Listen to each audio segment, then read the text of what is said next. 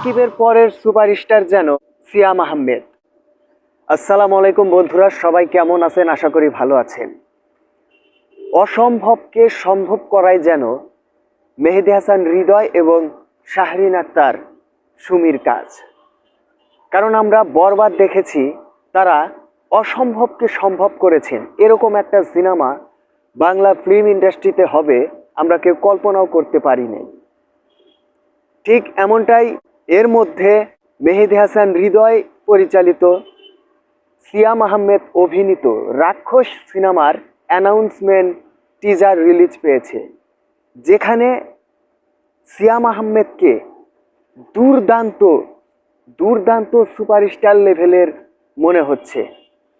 কারণ বিগত দিনে উনি যতগুলা সিনেমা করেছেন তার মধ্যে তার থেকে উপরে চলে যাবে মনে হয় এই রাক্ষস।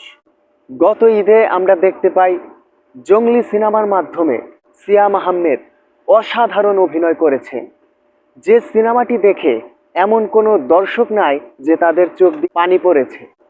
অনেক সুন্দর গল্পের একটা সিনেমা, আর রাক্ষস হতে যাচ্ছে বাংলা ফিল্ম ইন্ডাস্ট্রির অন্যতম একটা সিনেমা।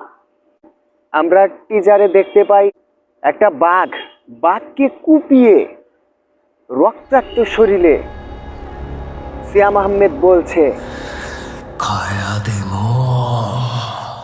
অসাধারণ একটা সিনেমা তৈরি হতে যাচ্ছে। আর বাংলা ফিল্ম ইন্ডাস্ট্রিতে অসম্ভবকে সম্ভব করার কাজই যেন মেহেদী হাসান হৃদয় এবং শাহরিন আক্তার সুমির।